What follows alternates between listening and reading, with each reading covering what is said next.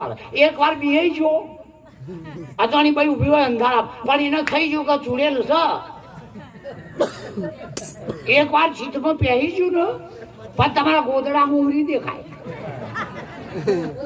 ચિત્તમાં બેઠું છે કે નહીં એટલે હું ઘેર જઈને એકલો એકલો આમ કરતો હોય અમારા બાજુ જઈને બોલાય હું ના ઘેરથી તો અમારે ઘેરથી તો છું પણ મને કે તમારે હું થયું છે કીધું મને ખબર નહીં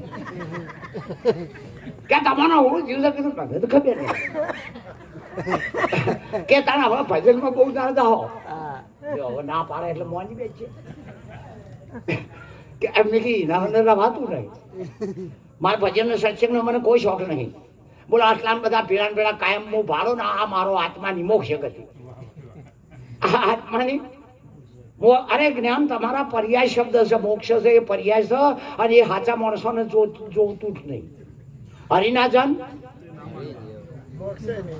હા ખરું ને એક જણો કે અમારો જલમ મળો નહીં કે આ નવો જલમ છે એનો ચિયો મટાડ્યો એટલે અમે તો તમારા ભેળા તમે મરી જાઓ તો અમે મરી જઈએ અને તમે ના મારો તો અમારે મરી હું કોદા કાઢવા હકીકત નહીં દરેક ને 3 કિરણ હોય એક સીધી આવે અને 2 સાઈડમાં જાય ખરું કે કોર્ટની અંદર એક વકીલ પક્ષ હોય અને હોમો બીજો વકીલ પક્ષ આરોપીનો ને ફરિયાદ કરનારનો હવે ત્રીજો પક્ષ મેજિસ્ટ્રેટ હોય ત્રણમાંથી એ કાયદાનો ચુકાદો કોણ આલે એક ફરિયાદી હોય એટલે એને વકીલ કર્યો એક આરોપી બન્યો એને વકીલ કર્યો હોમો મેજિસ્ટ્રેટ છે તો આમાં 3 પક્ષમાંથી આ કજિયાનો ચુકાદો કોણ આલે એ ના વકીલ તો એમ કે છે કે કોર્ટ તમને મુક્ત અગર તો સજા કરે છે કોણ કે છે કોર્ટ કે છે એ માથે રાખતો કોર્ટનો નિયમ તમને કે છે એ પોતે કહેતો તો પેલો પુરાબામાં પેલો પુરાબામાં થશે પેલો સોડાબામાં થશે એ 2 જણા મથ છે છોડી એકતા નહીં પેલો પુરાઈ એકતો ભાઈ ચોથાની જરૂર નહીં પડે જે નહીં 2 વકીલો માનો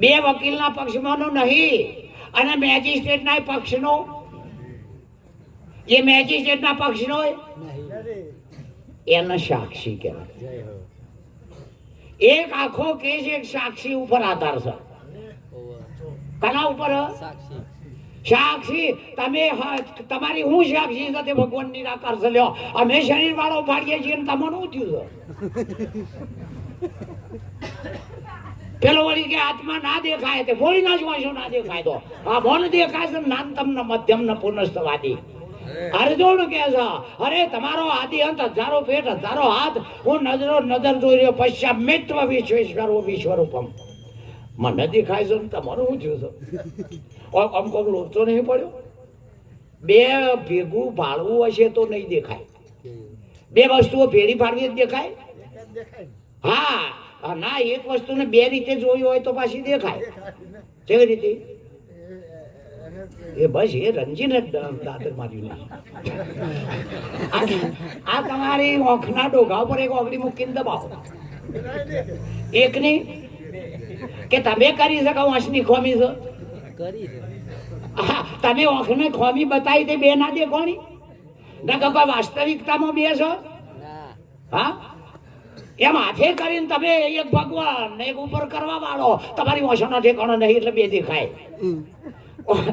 તો 2 દેખાય નો દેખાય હજુ દિવ્ય દ્રષ્ટિ ખુલતી નથી જ્યારે દિવ્ય દ્રષ્ટિ ખુલે અને જો આના આ જગત રહ તો એ ગુરુને ખોજાઈ લેનારાનું હા સદગુરુ તો એને કહેવાય ધણરાટ 21 બ્રહ્માંડ તોડી નાખો એક આંખના પલકારામાં 21 બ્રહ્માંડ તોડી નાખો અને જો ના તૂટતો હોય તો એ પાટાપેડી કરનારો મોટો ઓપરેશન ના કરીએ પાટાપેડી કરનારો મોટા ઓપરેશન આ ઘણી વખત વાંચ્યું હોય તો પેલો હું કહું ઉપર ટેપ મારી દે લે આ પર બહાર જાય કે મોય જાય ઉપર પટ્ટા મારી મોય કેન્સર થાય એના કરતા હફ લઈને ચીરી નાખ 4 દાડા પડ્યો રહો પણ મૂળમાંથી તો જાહક નહીં હા જ્ઞાનનો અર્થ એ જ થાય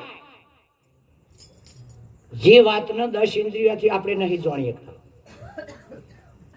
જ્ઞાનનો અર્થ એ જ થાય જે વસ્તુનો આપણે 10 ઇન્દ્રિયો લાવો પણ એ વસ્તુને જાણી શકવાના નથી. હા એમ જો રામચંદ્ર ભગવાને કીધું છે કે કોને તમારા વડાધર્મની તાણે રામને શરત કરી પાત્ર છે છોટું અને વસ્તુ ઘણી. શું કીધું? આ નામ કીધું કે વસ્તુ કીધી? અને નિરજ મહારાજે કીધું છે તમારી પ્રતિજ્ઞામાં હું કીધું છું આના બદલામાં અને આ જંતને હા આ જંતને ખરું છે કે હવે આ વસ્તુ નિર્દેશ કરવાના એ થોડી ગહન વાત છે. આ વસ્તુ નિર્દેશ કરવો એ ખરેખર ગહન વાત છે. તમે નજર નાખો જો વસ્તુ ના હોય એવું બતાવો. અરે આવડા ભાઈ શેડી હાથ નાખો વસ્તુ ના હોય તો બતાવો. પણ અંદર બુદ્ધિ ખેલ બગાડી દે છે. બુદ્ધિ ખેલ બગાડે છે. નામના રૂપ કલ્પિત ઉભો કરીને માઇક સેમ કહી દેવડાવો. બુદ્ધિ આખો ખેલ બગાડે છે. આ વસ્તુ સહજ પણ તમારો નામ રૂપ બુદ્ધિ કલ્પના કરીને થોભલો સેમ કહી દેવડાવો છે. આવું હોય જે અડધી બોડી હોય ને એ આગળ હેડ પેલીને હેડ વાત ના દે રાધા પંડિત. હા હા હરખીને હેડવાના છે પેલી આગળ ઈસ્કા એમાં બુદ્ધિ છે ને આધા પલિત છે. આ બુદ્ધિ છે આધા પલિત તે સુરતાના આગળ હેડવા જ દેતી નહીં. મને આવડે છે મને આવડે છે. આ સીધી સુરતાના આગળ જવા દે. અરે કબીરે કીધું કે ઓળંગ્યા ઘાટ અઘાટ. ઘાટ અને અઘાટ અઘાટ શબ્દ હોય ને ઘાટ એ આકૃતિ હોય. આ બેનો ઓળંગી જવાનું છે. ઘાટ અઘાટ તાણા વાતનો ખ્યાલ પડે અને પછી એ ચીજ જગ્યાએ જશે એને ખબર પડે. અમે આવ્યા છીએ ને એ મારીને તમારી નજરથી ખરા. મને એક જણો કે શરીર નહીં કેવી રીતે આવ્યા કીધું અમારી રીતે. તમે કે શરીર નહીં તાન કેવી રીતે? મેં કીધું અમારી રીતે. હવે અમારી રીતિમાં પેલાનો મેળ ના પડે અમે શું કરીએ પડ્યો. આ ખરેખર એવી શોર્ટ સંજ્ઞા છે. એક અક્ષરમાં નહીં પણ દ્રષ્ટિ મિલન થાય. બેની દ્રષ્ટિ મિલન થાય તાત્કાલિક એ વસ્તુ છે એનો ઉઘાડ થાય. ઉત્પન્ન ના થાય ઉઘાડ થાય. ઉઘાડ થઈ જાય રીતસર ઉઘાડ થઈ જાય અને પછી એને ખબર જ નહીં પડતી જૂનું હતું કે શિખર નવું આવશે. બે વાતો જતી રહે. જૂનું હતું કે નવું આવશે.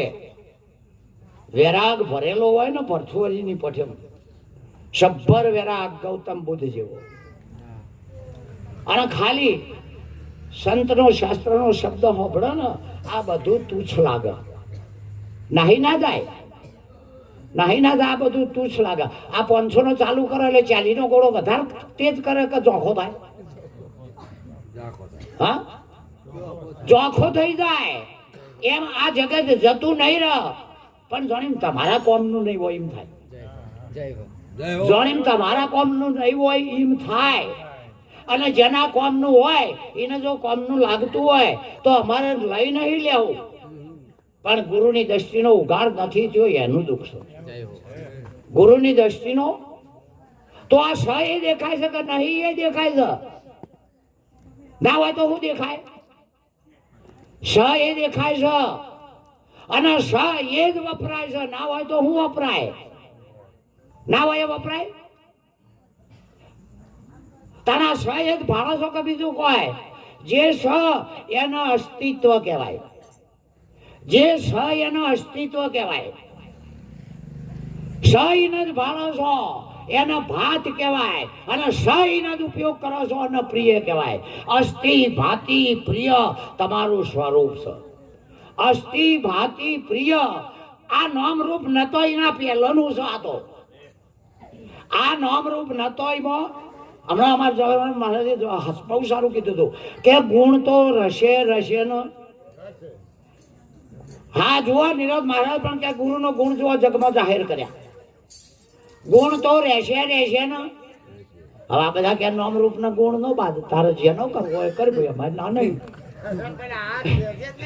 જ્ઞાન હવ ના પલ્લે પડ્યું છે એને જેનો બાદ કરવો હોય જેના જ્ઞાનમાં હાથ કર્યો. હવે એમ થાય છે કે જુઓ તમારી આંખોના નેચે નાખેલી મેશ આપણી આંખોના નેચે મેશ નાખેલી હોય કે નહીં, એ આંખોના નેચે જ છે કે ભાઈ. હવે એ આંખોનો ગેરંટી અલગ તારા થાય એવું ધમા કરે, મેશને જોઈ લેજે. તાણીના નેચે નહીં તો એને દેખાય છે તમે હું કાયો હું ગુનો આવ્યો. ઘણા બધા કે આ બોલાય ભગવાન છે ને તે જોઈ લેતા જોતા જોઈ લે હું પેડો રહ્યો. હા પણ એ વાંખ ભાળવાની નહીં, ભલે ના ભેગી રહી, પણ એ વાંખમાં રેલી મેશનો વાંખ ભાળવાની ખરું નહીં. એમ સદગુરુએ શું કીધું છે ને એ તો મેળ પડી ગયો, એનું પડી ગયો. નકર માતાજીનું ફૂલ જાયરું હોય ને પણ ધમમ ધમાટ ડેકલો ઢોલ વાગતા હોય તો ના આવે નહીં, માતા આવે છે. અમને ખબર પડે કઈ હિપ્નોટિઝમ છે, પોચું બનશે તે આવે ખરી. આ મંદ બુદ્ધિ નો વાળાનો વિષય જ નહીં, મંદ બુદ્ધિ વાળાનો આ વિષય જ નહીં. તીવ્ર બુદ્ધિ જોવા, હા એકદમ તીવ્ર બુદ્ધિ જોવા. અરે શાસ્ત્રોનો અભ્યાસ કરો, એની કૃપા મળશે, ઈશ્વરી કૃપા મળશે, ગુરુની કૃપા મળશે. પણ આપણા મનની કૃપા ના હોય તો અહીંયા આવીએ છીએ. કૃપા તો પેલી જોશે નહીં જોવા. હા એ કોકવાળી કે એ બોલાય એવું નહીં. અરે એ જ બોલી રહ્યા છીએ.